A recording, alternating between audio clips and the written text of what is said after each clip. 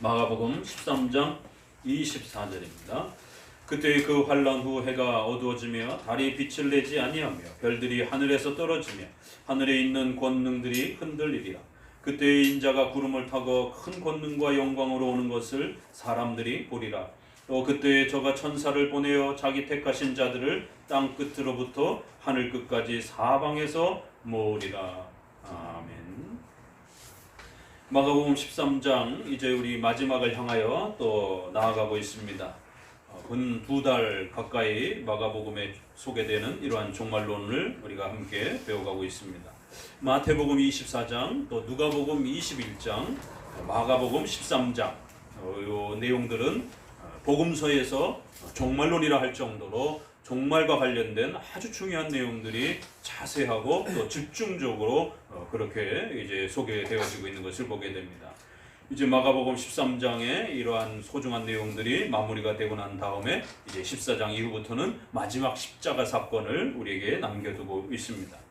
이제 마가복음 13장 오늘 본문에서는 그동안 우리가 배워왔던 앞부분에서부터 차근차근히 소개되어 왔던 그 종말론의 마지막 내용으로서 최후 심판의 내용들이 짧은 몇 구절을 통해서 소개가 됩니다.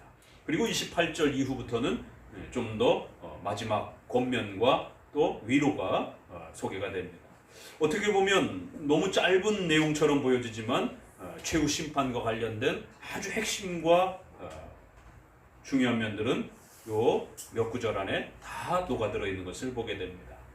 그래서 두 번에 걸쳐서 이 최후 심판에 대한 또 이러한 모습들을 함께 마가복음을 통해서 배워가도록 합니다. 종말론 부분에서 우리가 마가복음 13장을 시작하면서부터 계속해서 당부드렸던 것은 주의해야 된다라고 말씀드렸던 것은 이 종말론과 관련해서 2000년 역사 속에서는 늘 양극단의 잘못된 종말론이 두 개가 있었다라고 말씀을 드렸습니다.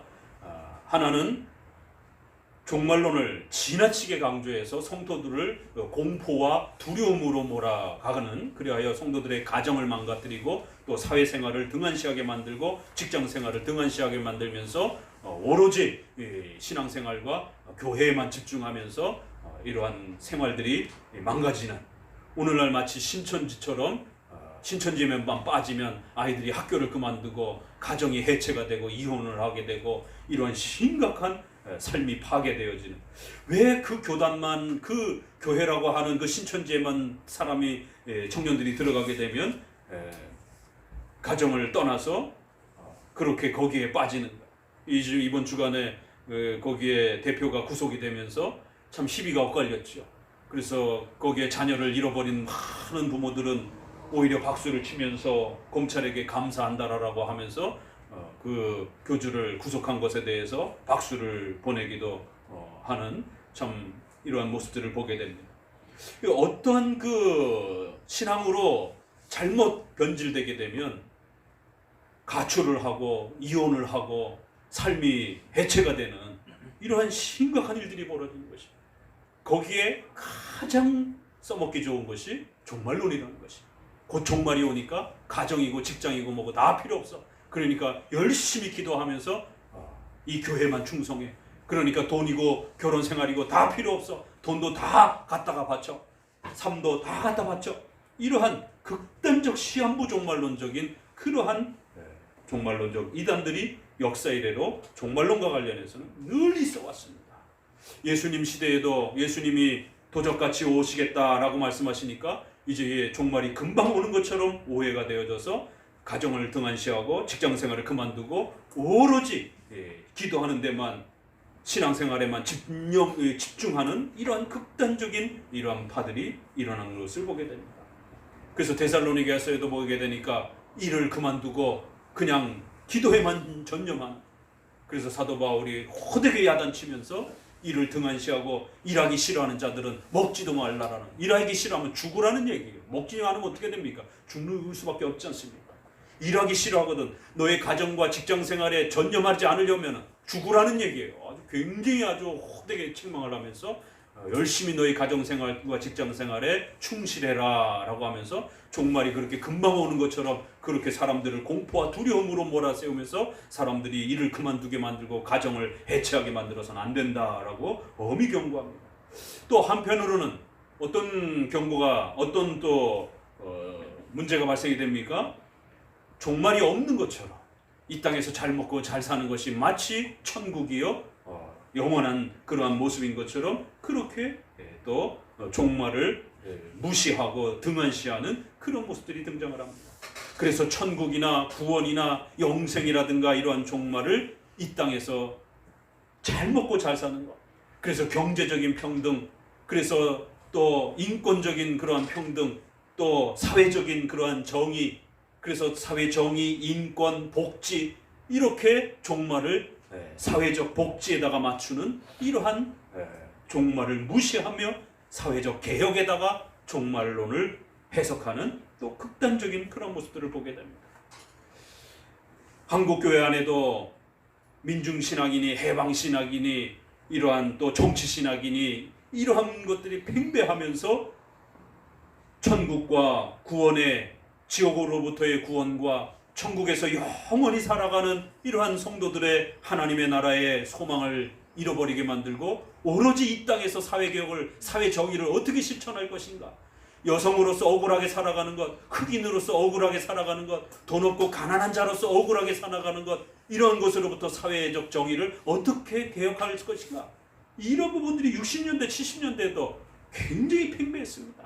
서구도 그렇고 우리나라도 그렇고. 오늘 우리 시대에 왜 이렇게 동성애와 관련해서 인권이라든가 사회정의라는 이야기가 팽배하고 한국 교회가 왜 여기 이렇게 앞장서면서 목소리를 내는가? 이건 다 종말론을 무시하고 마치 우리의 영생이, 우리의 천국이 이 땅에서 이루어지는 것처럼 그런 착각 속에 있기 때문에 그런 것입니다. 이 땅에서는 지난 2000년 동안 예수님이 오셨을 때도, 종교개혁이 일어났을 때도, 지난 수천 년 동안 모두가 똑같이 잘 먹고 잘 사는 이러한 사회적 평등과 이러한 파라다이스 같은 세상은 단 한 번도 없었습니다. 오직 에덴 동산에 타락하기 전 에덴 동산 빼고는 타락한 이후의 인류의 역사는 모두가 불평등한 그런 역사 속에서 그렇게 살아온 것이 결국 최후 심판을 통해서 하나님의 나라가 완성될 때만이 그러한 하나님의 복된 세상이 이루어질 수 있는 것입니다. 그렇기 때문에 우리는 종말론과 관련해서 극단적으로 공포로 몰아가는 종말론, 지금 코로나 이런 19 때문에 성도들이 전부 다 이렇게 마스크를 쓰고 한 번도 상상해보지 못했던, 우리의 생애 동안에 경험해보지 못했던 이런 예배의 모습을 드리고 있습니다. 그래서 각 교회마다 예배를 지속해야 되는지, 현장 예배를 지속해야 되는지 말아야 되는지 엄청난 혼란이 있고, 또 사회적으로도 그렇고 교회적으로도 그렇고, 그러다 보니까 이러한 사이를 또 틈타서 사이비 이단들이 팽배하면서 곧 종말이 올 것처럼, 봐라 이렇게 기근, 재앙, 전염병, 그래서 국가 간의 전쟁, 지진, 재앙 이런 것들이 팽배하지 않느냐, 곧 예수님이 임하시는데 뭐하러 돈이 필요하느냐, 뭐하러 가정생활이 필요하느냐, 뭐하러 이러한 사회생활이 필요하느냐. 역시 또 이러한 전염병과 재앙들을 이용을 해서 성도들의 돈을 빼앗고 성도들의 삶을 해치는 이러한 또 악한 이단들이 또 팽배하는 것을 보게 됩니다. 성도들에게 가뜩이나 전염병 때문에 두려움과 어려움을 갖고 살아가는 성도들에게 종말론적인 공포와 두려움을 또 그렇게 마치 종말이 휴거가 임박한 것처럼, 예수님의 재림이 임박한 것처럼 그렇게 또 몰아세우면서 성도들에게 공포를 조장하고 있습니다. 또 한편으로는 극단적으로 또 그렇게 종말을 무시하면서 이 땅에서의 사회 복지와 정의에만 전념하도록 그렇게 또 성도들의 신앙을 망가뜨리고 있는 것을 보게 됩니다. 오늘은 우리가 성경적인 이제 최후 심판은 그럼 어떤 것인가? 분명히 최후 심판은 한 걸음 한 걸음 다가가고 있습니다. 예수님의 재림은 한 걸음 한 걸음 분명히 다가오고 있습니다. 언제인지는 모르지만 그때와 시기는 분명히 가리워져 있다라고 경고하고 있는 것이에요. 그러나 그 최후 심판은 반드시 다가오고 있다라고 성경은 우리에게 경고하고 있는 것입니다. 영원한 천국과 영생은 결코 이 땅에서의 사회복지와 삶이 아니라는 것이에요. 불신자들은 영원히 벌을 받고 지옥에서 영원히 하나님의 심판을 받는 그러한 때가 올 것이다라고 엄히 경고합니다. 그래서 최후 심판은 이제 우리에게 두 가지 얘기를 합니다. 하나는 불신앙자들에게 닥쳐올 영원한 지옥의 심판에 대해서 각오하라는 것입니다. 히브리서 9장 27절에 있는 것처럼 모든 사람들은 한 번 반드시 죽는다는 것이에요. 그리고 죽고 난 다음엔 심판이 그에게 닥쳐온다는 것입니다. 죽고 난 다음에 삶을 누가 알겠습니까? 경험해보지도 못했습니다. 아무도 모릅니다. 그러나 성경만이 죽음 이후의 내용을 우리에게 이야기하고 있는 것이에요. 죽음 이후는 우리 인간이 없어지는 것이 아니라 그 영혼은 여전히 살아서, 비록 육체는 썩어져서 없어질지라도 그 영혼은 여전히 살아서 예수님을 믿는 자들은 예수님 곁으로, 예수님을 믿지 않는 자들은 영원한 지옥의 심판으로 그렇게 떨어진다는 것이에요.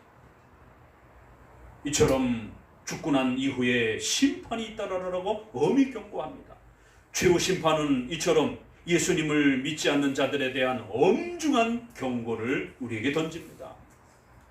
그리고 한편으로는 예수님을 믿는 우리 성도들에게는 어마어마한 위로와 엄청난 또 하나님의 보호하심에 대한 참으로 놀라운 긍휼과 자비가 또 소개되어집니다.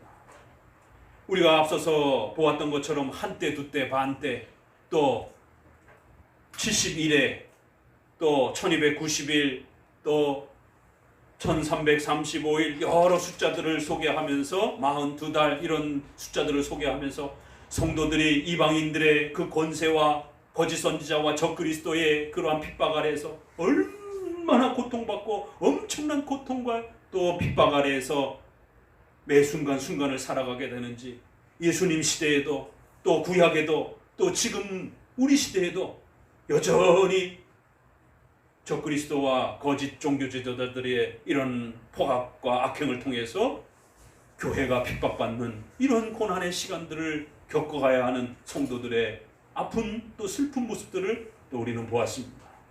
그럼에도 불구하고 결코 좌절하거나 두려워할 필요가 없다라고 위로합니다. 왜요? 그 역사의 종말은 매일매일 하나님이 정해 놓으신 그 때를 향하여 철두철미하게 한치 오차도 없이 그렇게 째깍 진행되어져 가고 있다는 것입니다.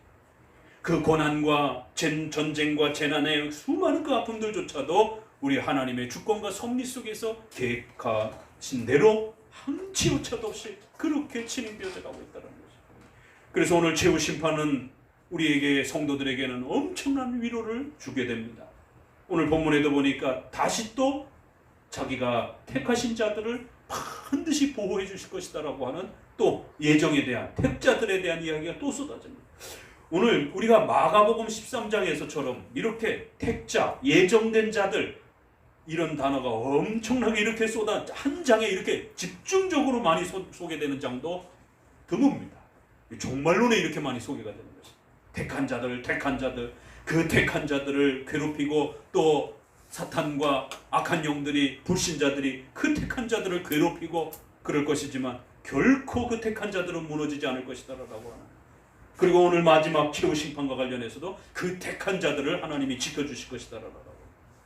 그래서 그 택한 자들은 고난받고 때로는 핍박도 받고 어려움도 당하지만 그 하나님의 택하심이라고 하는 위대한 하나님의 주권적인 하나님의 권능 아래에서 하나님이 택하신 자들이기 때문에 절대로 악한 자들이 그들을 파괴할 수 없고 그들을 망가뜨릴 수 없고 최후 심판 때까지 보호하시고 지키셔서 이제 영원한 천국으로 그들을 초대할 것이다라고 하는 어마어마한 위로가 또 우리 성도들에게 주어지고 있는 것을 보게 됩니다.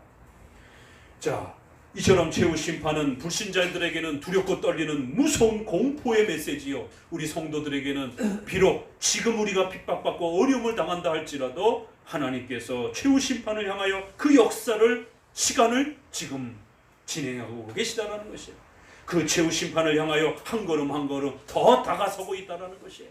그렇기 때문에 우리 성도들은 두려워하지 말고, 두려움에 빠지지 말고 하나님의 도우심과 하나님의 주권 아래에서 위로를 가지며 하루하루를 살아가라라고 그렇게 위로하고 있습니다.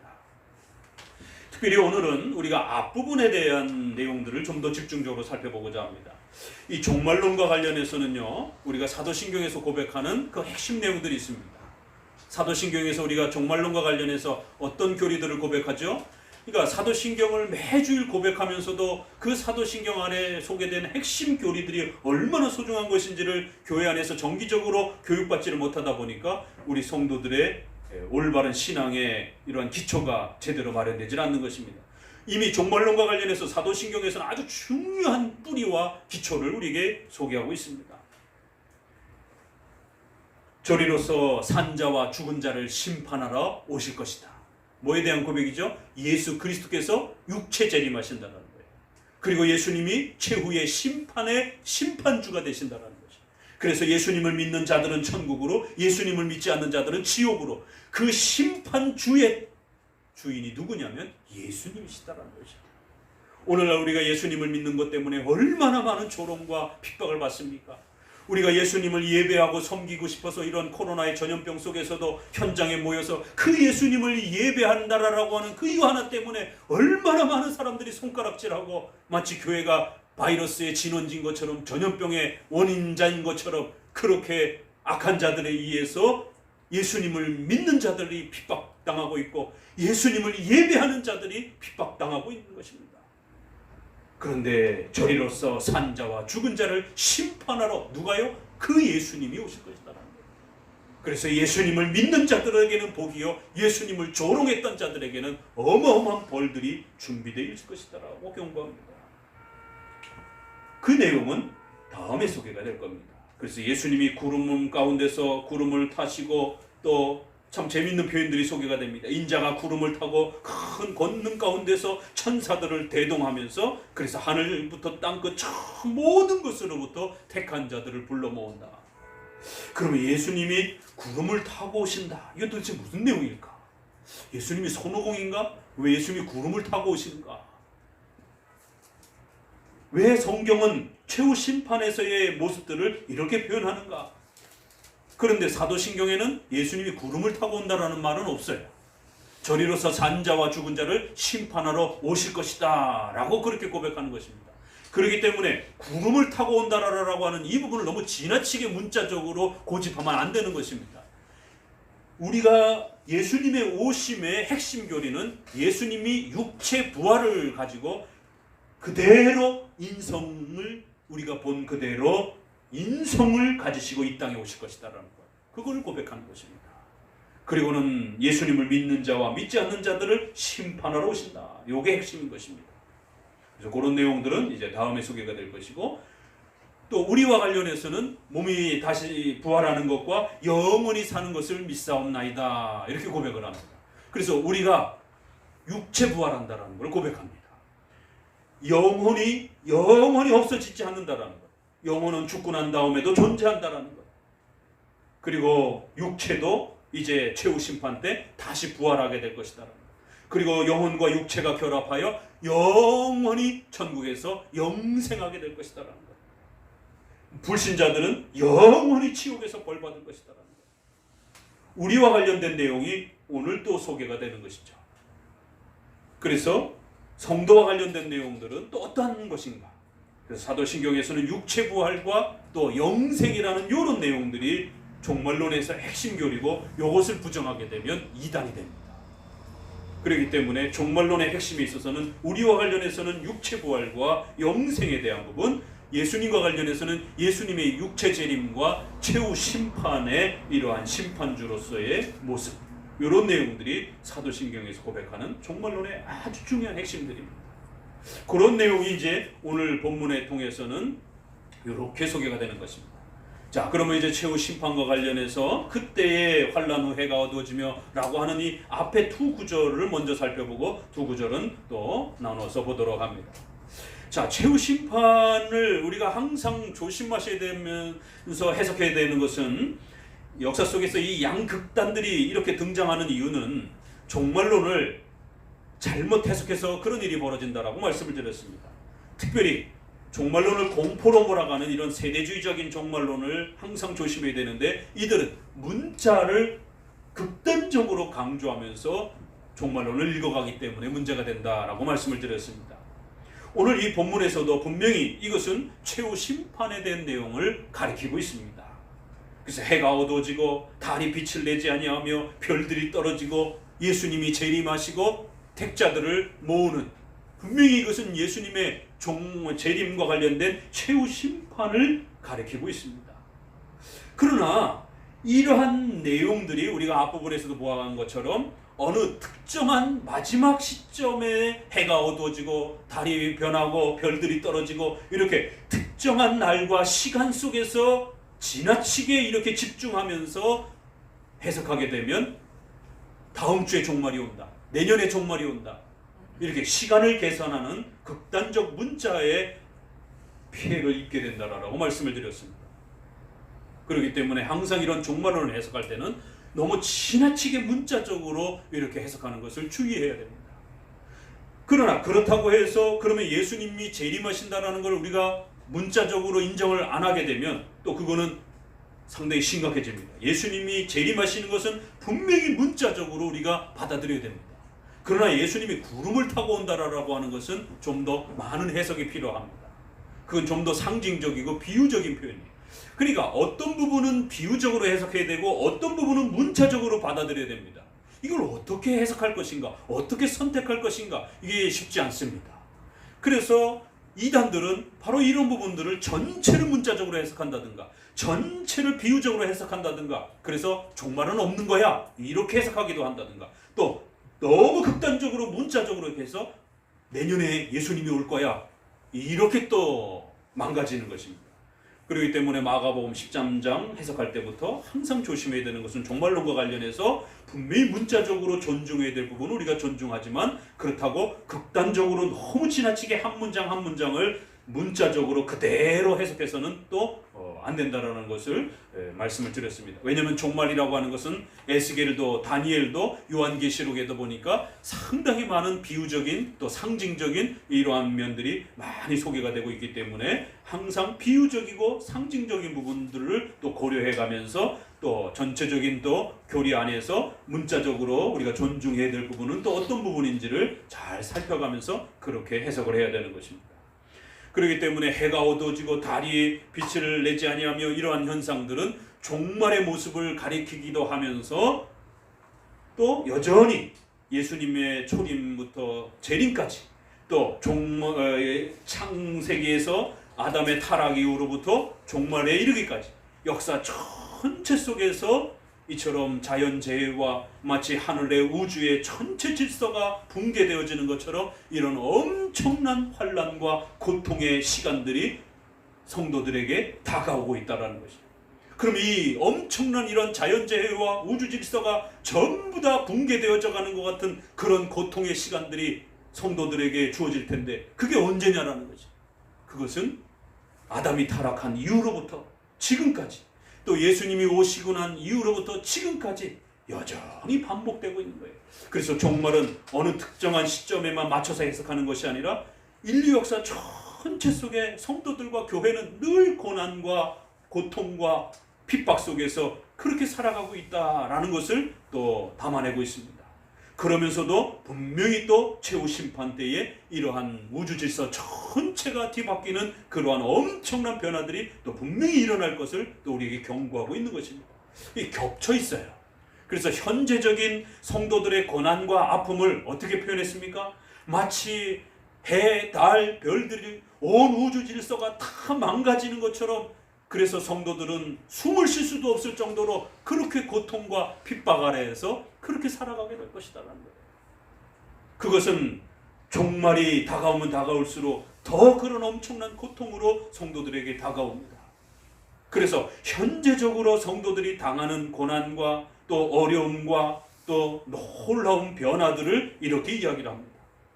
그리고는 또 최후 심판의 마지막 때에 전 우주 질서가 분명히 새롭게 바뀔 것도 또 예언해 주고 있습니다.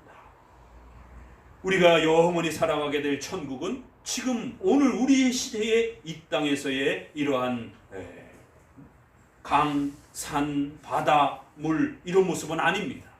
오늘 우리가 로마서에서 읽었던 것처럼 아담의 타락 때문에 자연 만물도 고통을 당하고 있고, 그래서 인간의 구원받을 때를 바라보면서 같은 소망을 가지고 그렇게 인내하고 있다. 왜냐하면 이제 마지막 종말 최후 심판 때는 온 우주 만물이 새롭게 바뀔 거기 때문에. 그래서 자연재해와 이런 바이러스와 질병과 또 이러한 가뭄과 이런 지진과 이런 자연의 이러한 파괴적인 이러한 고통이 없는 완벽한 그러한 자연질서, 타락이 이 땅에 오기 전 에덴 동산처럼 완벽한 그러한 우주질서, 그리고 이제 새롭게 부활한 우리의 육체의 부활의 몸이 완벽하게 영원히 살아갈 수 있는 그러한 장소, 그래서 강과 산과 해와 달과 별들이 완벽하게 새롭게 바뀌는 그러한 천국이 우리에게 주어질 것이다라고 그렇게 또 소망을 이야기하고 있습니다. 천국에서는 해와 달, 별들이 있을까요? 강과 산과 바다가 있을까요? 우리 어린아이들이 질문하는 질문이기도 합니다. 예, 분명히 있습니다. 왜요? 우리가 육체 부활하기 때문에 우리가 살아가야 될 공간이 있어야 되는 겁니다. 우리 육체는 우주를 떠돌아다니는 그러한 그 연기나 바람이 아니에요. 우리는 육체 부활을 통해서 여전히 발을 딛고 살아가야 될 땅이 있는 것입니다. 그리고 우리는 천국에서도 또 맛있는 또 그런 과일과 맛있는 음식을 먹을 수도 있습니다. 그래서 아이들은 그런 질문도 해요. 그래요? 그럼 우리가 맛있는 음식을 먹게 되면 그러면 그 대변으로 똥으로 나오는 그러한 모든 것들은 그러면 천국에서도 그렇게 우리가 대변 활동을 하나요? 글쎄, 그거는 목사님도 잘 모르겠습니다. 이렇게 대답을, 거기서는 잘 모르겠습니다 라고 대답할 수밖에 없어요.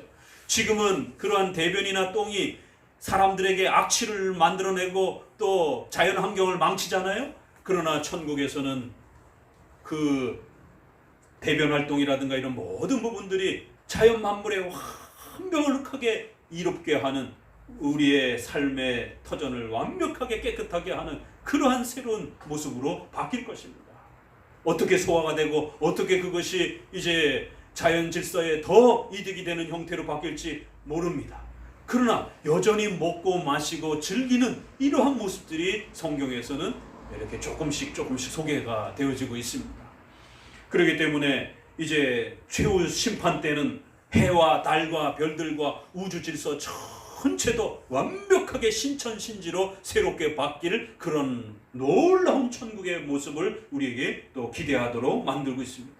그러나 또 이러한 모습들은 비유적으로 또 성도들이 겪는 고난과 아픔과 괴로움을, 그래서 마치 어둠과 마치 별이 떨어지면서 우주 질서가 붕괴되어지고, 최근에 우리가 지금 장마 때문에 또 많은 고통들을 겪지 않습니까? 그래서 이제 어둠이 짙게 깔리고 또 땅이 갈라지고 또 온통 물바다가 되고, 그리하여 삶의 터전들을 잃어버리는 이러한 재난의 모습들을 또 이렇게 표현하기도 합니다. 그래서 이런 해, 달, 우주 질서가 바뀌는 이러한 성경적 표현은 항상 두 면으로 사용합니다. 성도들의 현재적인 고난의 극심함을 이야기할 때도 자연재해의 이러한 엄청난 혼돈과 무질서를 통하여 성도들이 고난받는 모습을 이야기할 때도 이런 표현을 쓰기도 하고, 또 최후 심판 때에 실제적으로 신천신지가 우리에게 다가오게 되면서 우주 질서가 완벽하게 새롭게 바뀌어질 그 종말의 모습을 이야기할 때도 또 그렇게 쓰는 것입니다. 그래서 두 가지 모습을 다 함께 소개를 합니다. 그렇기 때문에 이것을 너무 지나치게 종말에만 맞춰서 해석해서도 또 안 되고, 또 이 표현의 부분을 또 지나치게 현재만 맞춰서 해석해도 또 안 되는 것입니다. 항상 예언이라고 하는 것은 현재와 미래가 이렇게 겹쳐지면서 경고를 하고 있기 때문에 항상 주의해서 해석을 해야 됩니다. 오늘 이 본문에서의 실제적인 역사적 해석은 해가 어두워지고 달이 떨어지고 이제 달이 핏빛으로 변하는 이런 아주 공포스러운 이런 분위기를 이야기합니다. 이것은 예수님이 당장 어디를 바라보고 있습니까? AD 70년에 로마 군들이 쳐들어와서 예루살렘이 초토화되는 장면입니다. 주로 이러한 모습들은, 자연재해가 닥쳐지는 이러한 모습들은 주로 전쟁이 일어날 때 많이 나타납니다. 그래서 구약에도 보게 되면 전쟁이 일어날 때에 이런 모습들을 많이 소개합니다. 이것은 예수님이 처음 사용한 표현이 아니라 구약에서 선지자들이 전쟁이 임박했을 때에 이러한 경고들을 많이 사용했습니다. 그래서 그것을 가져다가 예수님이 로마군에 의해서 70년도에 예루살렘이 초토화되면서 군인들이 말을 타고 막 달려오니까 어때요? 먼지가 뽀얗게, 그리고 불을 태우고 사람을 태우고 이러니까 어떻습니까? 검은 연기와 시커먼 것들이 온 도시를 감싸는 거예요. 그러면 어떻게 됩니까? 해가 어두워지고 해가 빛을 잃는 것처럼, 그리고 마치 별이 떨어져서 마치 온 땅이 진동을 하고 온 땅이 지진이 나서 다 깨어지는 것처럼 말발굽 소리가 수만 마리의 말들이, 수천 마리의 말들이 한꺼번에 달려보세요. 땅이 흔들립니다. 그러면 마치 별들이 땅에 떨어지는, 지금도 유성이 떨어지잖아요. 그래서 바다에 떨어진다든가 땅에 떨어지게 되면 지진이 일어나고 해일이 일어납니다. 그런 마치 별들이 지구로 막 떨어지는 것처럼 이 땅이 막 흔들리고 요동을 하고 먼지가 자욱하게, 검은 먼지들이 자욱하고 사람들의 피가 여기저기 난자하고, 그러니까 해가 빛을 잃고 달이 땅에 또 강바닥에 사람들의 피로 온통 그냥 시뻘겋게 그렇게 난자하고, 그러니까 그 피에 비친 달의 모습이라든가 이런 모습들이 시뻘겋게 보이고, 그리고는 지진처럼 또 땅의 진동의 이런 모습처럼 전쟁의 이러한 모습이 여기에 맞춰지는 것입니다. 그래서 예수님은 구약의 이러한 표현을 그대로 끌어다가 너희가 곧 로마에 의해서 짓밟힐 것이다 라고 하는, 역사적으로는 로마의 이러한 전쟁의 경고를 던지면서 그 로마로 인해서 예루살렘이 완전히 쑥대밭으로 변할 것을, 그리하여 예수님을 거부했던 유대인들이 완전히 멸망하게 될 것이다 라고 하는 예수님의 심판의 경고로 그렇게 쏟아집니다. 1차적으로. 그리고 더 나아가서 이 경고는 최후 심판에 마치 불신자들 모두를 그렇게 온 우주가 뒤바뀌면서 온 우주가 깨어지면서 그 우주 어느 곳에도 이제 불신자들은 단 한 발자국도 발디딛고 살아갈 수 없는 그런 우주의 엄청난 혼돈과 이제 공포스러운 그런 자연의 파괴 가운데에 불신자들은 처하게 될 것이다라는 거예요. 그리고 그들은 이제 지옥에 떨어질 것이다라고 하는, 그래서 예루살렘의 멸망의 1차적인 그 역사를 최후 종말의 그러한 예언으로 끌어다 쓴 것입니다. 그래서 오늘 우리 입장에서 봤을 때는 예루살렘의 멸망이 분명히 있었고, 그 예루살렘 멸망 속에서 어떤 일이 벌어졌는지, 그리고 그 역사적인 그러한 성취를 통해서 종말의 성취를 그렇게 또 우리에게 예언해주고 있는 것입니다. 자, 그렇기 때문에 이 해가 어두워지고 달이 빛을 내지 아니하며 또 별이 떨어지는 이런 엄청난 고난의 모습들은 현재적으로는 성도들의 신앙 때문에 당하는 고난의 모습의 극심함을 한편으로는 나타내면서 또 한편으로는 종말론적인 그런 엄중한 경고를 또 우리에게 이렇게 던지는 것입니다.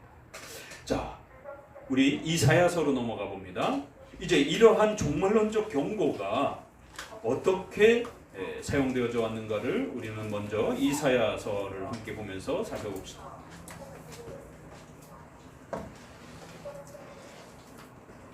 이 종말론의 문장과 표현들은 워낙 비유와 상징 부분들이 포함이 되어 있기 때문에 조금만 삐끗 잘못 해석하게 되면 엉뚱한 해석이 되어지게 됩니다. 그래서 적어도 2000년 교회사 속에서 이 종말론을 어떻게 해석해 왔는지를 충분히 헤아리고, 또 우리의 신앙 고백서들 속에서 이 종말론의 상징적이고 비유적인 표현들을 어떻게 정리했는지들을 또 충분히 헤아리면서 우리가 교리적으로 가져야 될 핵심적인 그러한 종말론적인 위로와 또 소망이 무엇인지를 그렇게 정리해 가셔야 됩니다. 특정한 인물과 특정한 사건과 특정한 시간 속에다가 너무 지나치게 종말의 그러한 공포스러움들을 몰아넣게 되게 되면 결국 성도들의 가정생활, 직장생활이 다 깨어지게 되고 두려움 속에서 마치 휴거만 준비하려고 하는 그런 어리석은 그러한 또 샤머니즘적인 자세가 나오게 됩니다. 그렇기 때문에 오늘 이 본문은 성도들의 고난과 아픔과 성도들의 핍박에 대한 그러한 또 모습을 우리에게 소개하는 것이지, 또 지나치게 또 이렇게 너무 종말론적인 어떤 증거와 현상처럼만 또 이렇게 몰아가면서 해석해서도 안 된다는 것이. 또 그리고 비록 종말론적인 면들을 포함하고 있다 할지라도 그것은 어떻게 해가 바뀌는지, 어떻게 달이 바뀌는지, 어떻게 별이 뒤바뀔 것인지, 그 우주 질서가 예수님이 오실 때 어떤 식으로 바뀌는지, 어떤 징조가 순서가 진행되어지는지 우리는 전혀 모르는 것입니다. 그렇기 때문에 종말론적인 내용을 분명히 포함하고 있습니다. 그러나 시간과 장소와 사건들을 이렇게 지목하면서 그렇게 해석하면 절대 안 됩니다. 그래서 오늘 우리 시대의 이러한 종말론적 해석은 항상 신중하면서 신구약 전체의 질서 아래에서 또 우리의 신앙 고백 아래에서 그렇게 해석해 가야 되는 것입니다. 먼저 이사야 13장을 봅시다. 그러면 구약에서는 이 우주 질서가 뒤바뀌는 이 모습을 어디에다가 썼는가를 먼저 봅시다. 이사야 13장에서 제일 먼저 바벨론 심판에 대해서 해, 달, 별들에 대한 경고를 가지고 성도들에게 뭔가를 메시지를 던지고 있습니다. 바벨론의 멸망을 경고하는데 9절부터 이렇게 경고합니다. 같이 읽어봅니다. 여호와의 날 곧 잔혹히 분냄과 맹렬히 노하는 날이 임하여 땅을 황무케 하며 그 중에서 죄인을 멸하리니 하늘의 별들과 별떨길과 그 빛을 내지 아니하며 해가 돋아도 어두우며 달이 그 빛을 비치지 아니할 것이로다. 내가 세상의 악과 악인의 죄를 벌하며 교만한 자의 오만을 끊으며 방황한 자의 오만을 낮출 것이며 내가 사람을 성공하여 삭제하여 오빌의 손보다 깊게 하리라. 나 만군의 여호와가 분하여 맹렬히 노하는 날에 하늘을 진동시키며 땅을 흔들어 그 자리에서 떠나게 하리로라. 그러니까 바벨론을 하나님이 어떻게 심판하실 것이다라고요? 해, 달, 별들이 완전히 붕괴되어지는 것처럼. 그래서 그들의 악행과 죄들을 하나님께서 아주 분하여 맹렬히 그렇게 그들을 파괴시킬 것이다라는 거예요. 바벨론이 결국 남유다를 멸망시켰습니다. 교회를 짓밟았습니다. 교회를 짓밟을 때 다니엘과 사드락과 아벳느고 이러한 청년들이 어떻게 잡혀갔습니까? 그들이 마지막 죽을 때 어떻게 죽었습니까? 성을 가두고 음식을 차단시켜서 시드기야 왕이라든가 이러한 그 종말의 열왕기 하를 보면 먹을 것이 없어서 자식을 잡아먹습니다. 오늘은 내 자식을 잡아먹고 내일은 네 자식을 잡아먹자 했는데 오늘 내 자식을 잡아먹었는데 내일 되니까 저쪽 여자가 자기 자식을 안 내놓는 거예요. 그래서 왕 앞에 가서 하소연을 하니까 왕이 그 얘기를 듣고 옷을 찢으면서 탄식을 하는 이런 일들이 성도들의 고통으로 소개가 됩니다. 불신자들이 아닌 성도들이 고통받는 이런 장면들이 참으로 눈물 없이는 읽을 수 없는 참혹한 장면들이 성경에는 이렇게 소개가 됩니다. 왜요?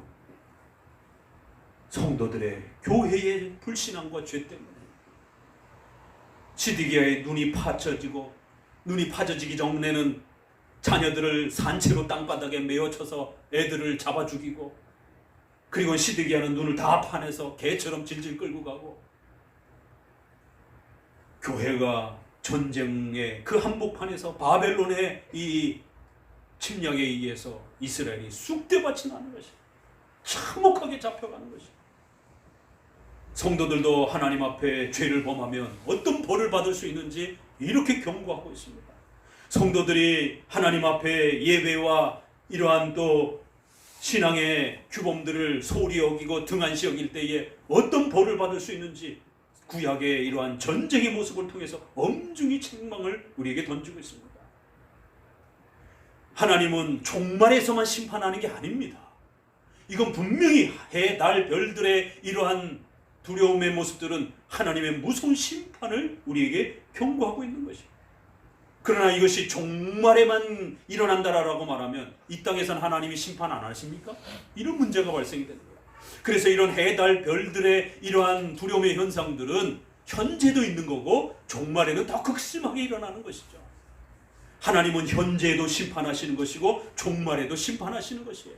이건 분명히 심판의 모습을 이렇게 이야기하고 있는 것인데 전쟁의 이러한 한복판의 이러한 모습들 그래서 군인들이 말을 타고 쳐들어와 가지고는 먼지가 뽀얗게 일어나서 해를 다 가리우고 불타서 해를 가리우고 그래서 피가 난자하고 땅이 진동을 하면서 마치 땅이 깨어지는 것 같은, 그래서 그들을 하늘을 진동시키고 땅을 흔들어서 그들을 전멸시키는 전쟁의 이런 한복판의 파멸의 모습을 이야기하고 있는 것입니다.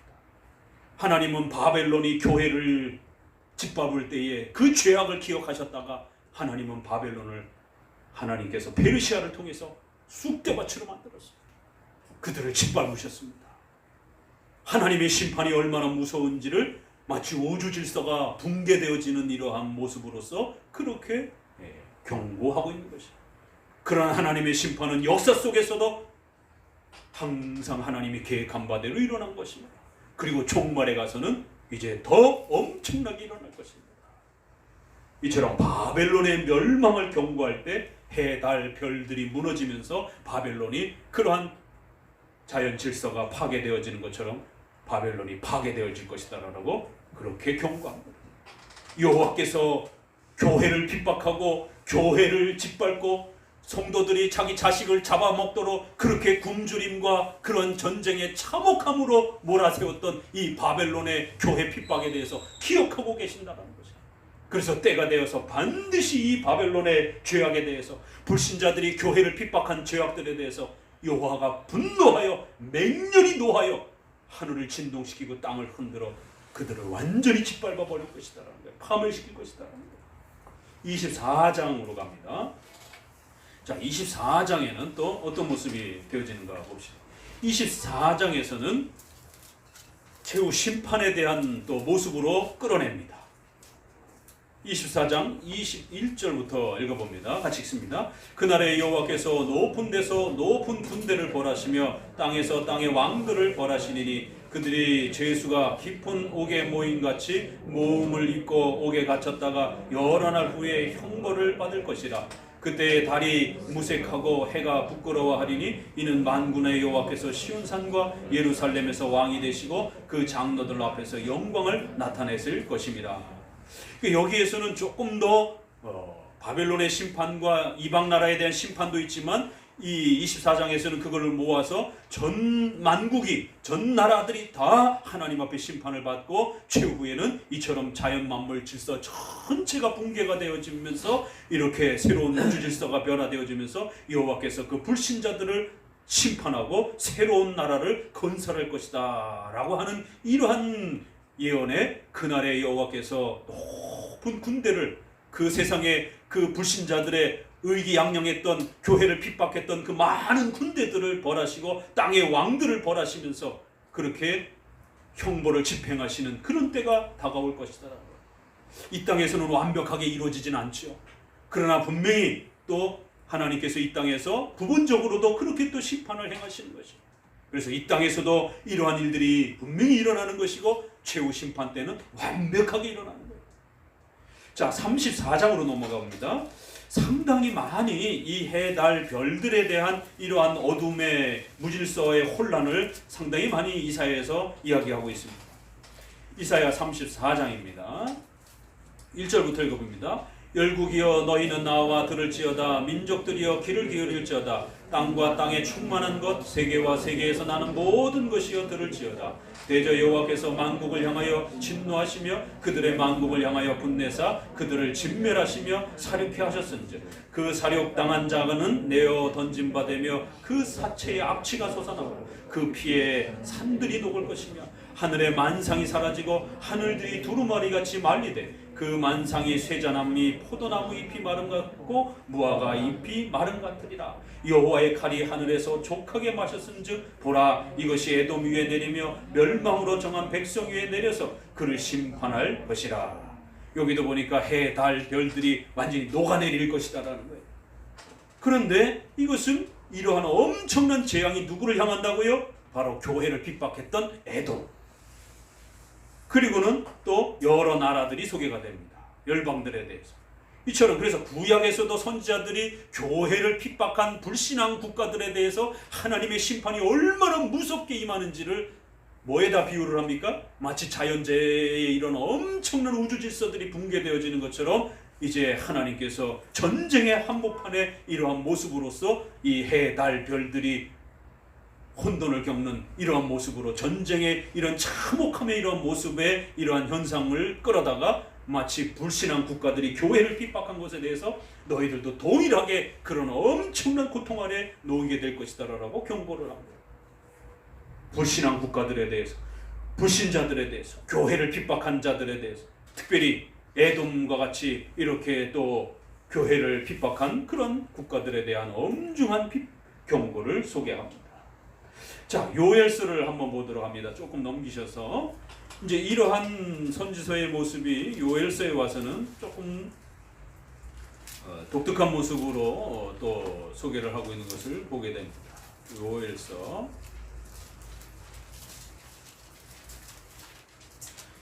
요엘서의 1장 4절 봅니다. 요엘서는 신비주의자들이 많이 사용하고 있는 오순절에 아이들은 예언을 하고 어른들은 환상을 보고 꿈을 꾸고 이 사도행전의 이 오순절의 이 현상을 마치 오늘날 그대로 재현되는 것처럼, 그래서 마치 신자들은 예언을 하고 꿈을 꾸고 환상을 보고 마치 이것이 신앙인 것처럼 오늘날 신비주의자들이 순복음교회를 중심으로 해서 이런 오순절파의 신앙을 이렇게 퍼뜨립니다. 과연 사도행전에서의 아이들이 예언을 하고 꿈을 꾸고 환상을 본다라고 하는 이 표현이 과연 그렇게 읽어내야 될 것인가? 그런데 오히려 그 사도행전의 말씀은 요엘서의 예언입니다. 그런데 이 요엘서의 예언과 사도행전의 말씀에는요, 해, 달, 별들이 뒤바뀔 것이다라는 이 메시지가 같이 나옵니다. 왜 예언과 꿈과 환상만 얘기하고 해, 달, 별들이 핏빛으로 변한다라고 하는 이거는 해석하지 않습니까? 그러면 오늘날 신자가 교회를 다니면 환상과 꿈과 계시를 보고 이런 걸 해야 된다라고 자꾸 주장을 하는데, 그러면 해, 달, 별들이 이렇게 핏빛으로 변하는 이런 무서운 현상들도 오늘날 계속 일어나야 될 것 아니겠습니까? 밑에 거는 싹 잘라먹고 위에 것만 자꾸 강조하면서 오늘날 신비 체험해야 된다라고 할 때 가장 많이 사용하는 게 바로 사도행전 2장이고, 그 사도행전 2장은 요엘서의 예언입니다. 근데 그 요엘서의 예언에서 해, 달, 별들이 핏빛으로 변할 것이다라고 하는 경고가 같이 나옵니다.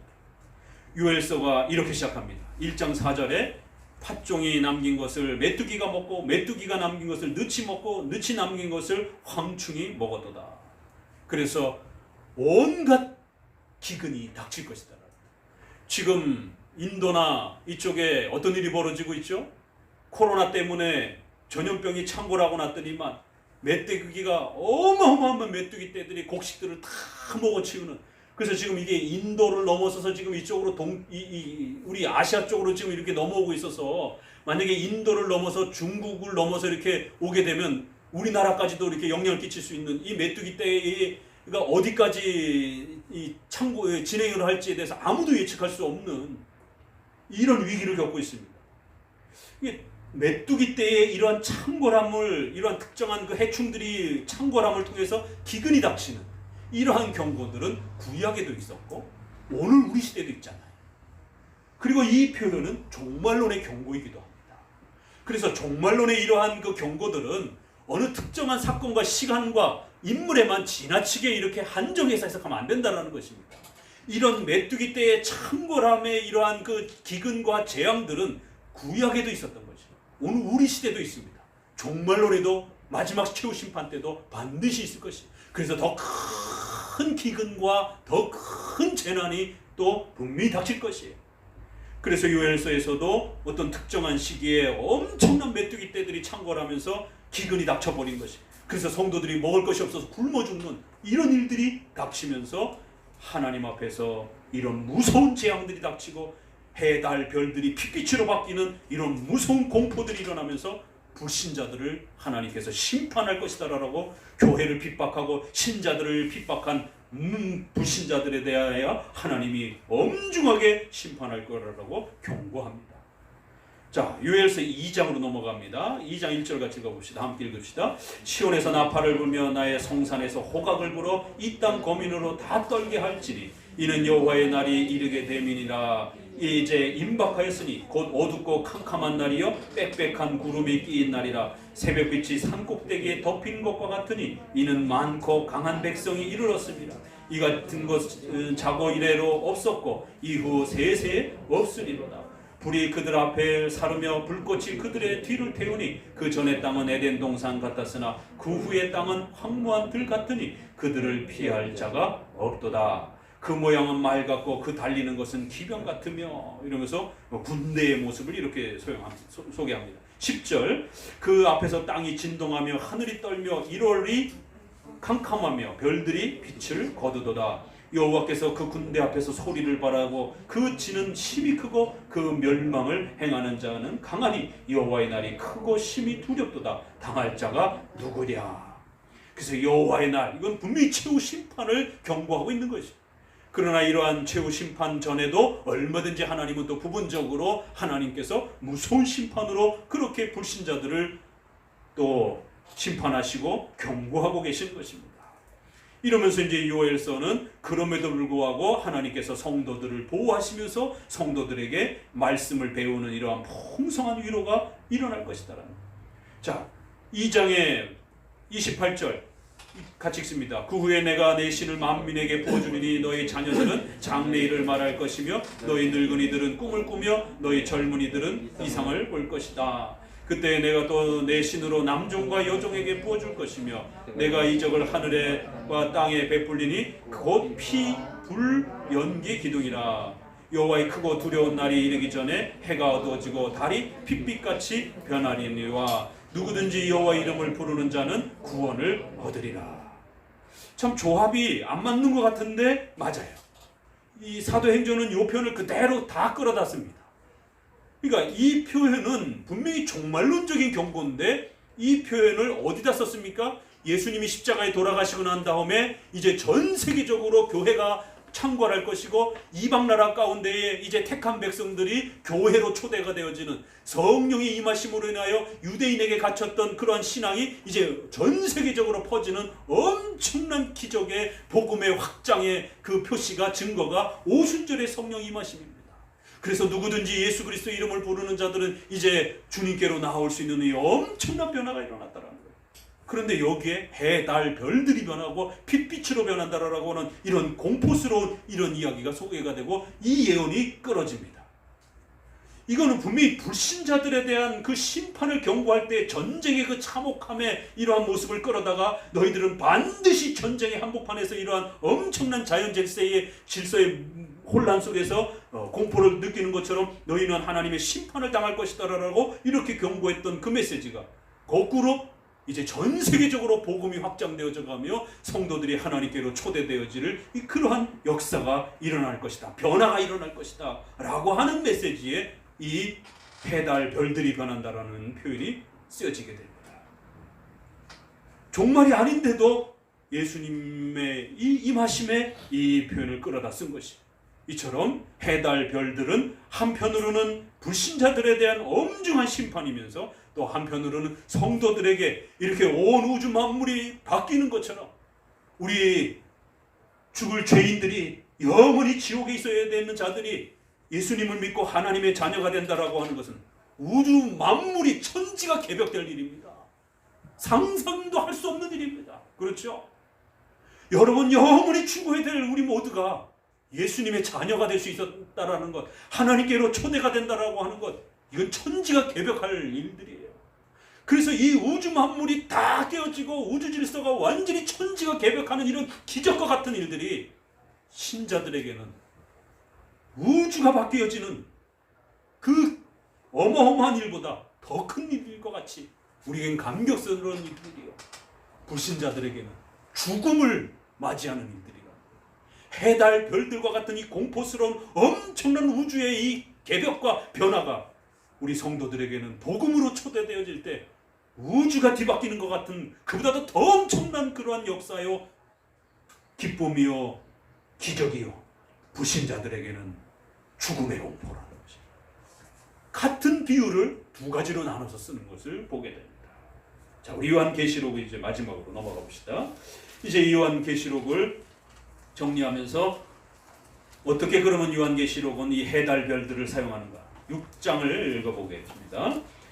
6장에는 최후 심판에 대한 경고로 또 이렇게 소개합니다. 요한계시록 6장 5째 인을부터 보게 됩니다. 6째 인 12절 같이 읽습니다. 내가 보니 6째 인을 떼실 때 큰 지진이 나며 해가 총담같이 검어지고 온 달이 피같이 되며 하늘의 별들이 무화과 나무가 대풍에 흔들려 선 과실이 떨어지는 것 같이 땅에 떨어지며 하늘은 종이축이 말리는 것 같이 떠나가고 각 산과 섬이 제자리에 옮기우매 땅의 임금들과 왕족들과 장군들과 부자들과 강한 자들과 각종 자주자들과 불과 산 바위에 숨어 산과 바위에게 이르러 우리 위에 떨어져 보좌에 앉으신 이의 낯에서 어린 양의 진노에서 우리를 가리우라. 그들의 진노의 큰 날이 이르렀으니 누가 능히 서리요 하더라. 우리 앞에서도 누가 당하리요, 누가 서리요 이런 표현들이 있는 것처럼 거기서도 그대로 그런 표현들을 쓰다가 끌어다가 씁니다. 불신자들에 대하여 하나님의 무서운 심판이 이렇게 경고되어지고 있습니다. 하늘에서 그렇게 진노의 큰 날에 하늘에서 바위에 숨어서 그렇게 그 진노를 피하려고 하지만 결코 피할 수 없는 무시무시한 이러한 심판이 주어질 것이다라고 우주가 개벽이 되어지는 우주 질서 전체가 공포스럽게 뒤바뀌어지는 전쟁의 이러한 그 모습을 끌어다가 최후 심판에 불신자들을 심판하시는 하나님의 무서운 경고로 또 이렇게 소개합니다. 그러면서도 이러한 경고들은 오늘 우리 시대에도 여전히 또 불신자들을 향하여 하나님의 교회를 핍박하는 자들을 향하여 또 그렇게 경고하는 또 메시지이기도 하는 것입니다. 자, 이처럼 오늘은 해달 별들이 이렇게 공포스럽게 바뀌어지는 이러한 최후 종말론의 이러한 모습을 가지고 현재의 성도들이 고난받는 그런 모습이기도 하면서 또 장래에 예수 그리스도께서 오셔서 미래의 최후 심판을 이루실 때에 불신자들에 대한 엄중한 심판의 경고로서도 그렇게 또 던져지는 이러한 메시지임을 또 우리는 다시 한번 듣게 됩니다. 결코 종말과 천국은 이 땅에서의 사회복지가 아닙니다. 분명히 종말과 최후 심판은 우리에게 다가올 것입니다. 그러나 언제인지는 우리가 알 수 없는 것입니다. 그래서 이 땅에서 우리는 최선을 다하면서 하루하루를 살아가는 것입니다. 그래서 택자들에게는 엄청난 위로요 기쁨인 것입니다. 그러나 불신자들, 교회를 핍박하는 그러한 자들, 전염병의 이러한 위기를 이용을 해서 교회 다니고 예배를 지키려고 하는 자들을 조롱하고 핍박하는 자들에게 대하여 하나님은 엄중한 심판을 경고하고 있습니다. 천지가 개벽되어져 가는 것 같은 어마어마한 하나님의 무서운 심판들이 지금도 일어날 수 있고 최후 심판에도 일어날 수 있다는 것이에요. 시편의 7편의 12절에 사람이 회개하지 아니하면 저가 그 칼을 가르시며, 성경 중에 저는 이렇게 무서운 표현을 읽어본 적이 없어요. 회개하지 아니하면 하나님이 그 칼을 갈고 계시다. 그 화를 이미 당겨 예비하셨도다.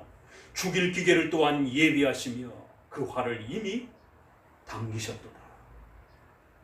회개하지 아니하면 하나님이 그 칼을 갈고 계신다는 것이 얼마나 무서운 표현입니까? 성도 여러분, 코로나의 이런 전염병에서 두려워하지 마시고, 조롱과 비아냥과 핍박 앞에서 두려워하지 마시고, 심판주 되시고 이제 장차 재림하셔서 우리를 영원한 영생과 천국으로 초대하실 우리 주님 예수 그리스도를 예배하고 섬기는 일에 결코 두렵거나 결코 불안해하지 마시기를 바랍니다. 지금도 여전히 심판하실 것이고 최후의 때는 더욱 무섭게 불신앙자들을, 교회를 핍박한 자들을, 우리 성도들을 핍박한 자들을 무섭게 벌하실 그 최후 심판 때가 있다는 것을 우리는 또 기억하시는 것입니다. 택자들을 하나님이 지켜내실 것이다라고 하는 이 강력한 위로 앞에 우리는 다시 한번 또 위로를 받는 것입니다. 우리 성도들은 참으로 어떤 고난이 더욱 닥칠지 알 수 없는 것입니다. 북한에 사는 성도들을, 중국에 사는 성도들을, 또 이슬람 가운데 사는 성도들을 생각한다라면 우리는 그저 더욱 감사할 뿐인 것입니다. 우리는 훨씬 더 편안한 삶 속에서 그들보다 더 안락한 삶 속에서 살아가고 있는 것입니다. 그들이나 우리나 각자 주어진 환경 속에서 많은 핍박과 고난 앞에서 또 그렇게 살아갈 수도 있는 것입니다. 그러나 두려워하지 마시라는 것입니다. 겁내지 마시라는 것입니다. 예수님을 예배하고 섬기는 일에 한치의 두려움도 없어야 되고 한치의 주저함도 없어야 되고 한치의 물러남도 없어야 될 것입니다. 용기를 가지시고 하나님 앞에 이 예배를 지켜가시기 바랍니다. 최후 심판자 되시는 우리 주님 예수 그리스도께서 택자 되시는 여러분들을 지켜내실 것입니다. 기도합니다. 하나님 감사를 드립니다. 오늘 최후 심판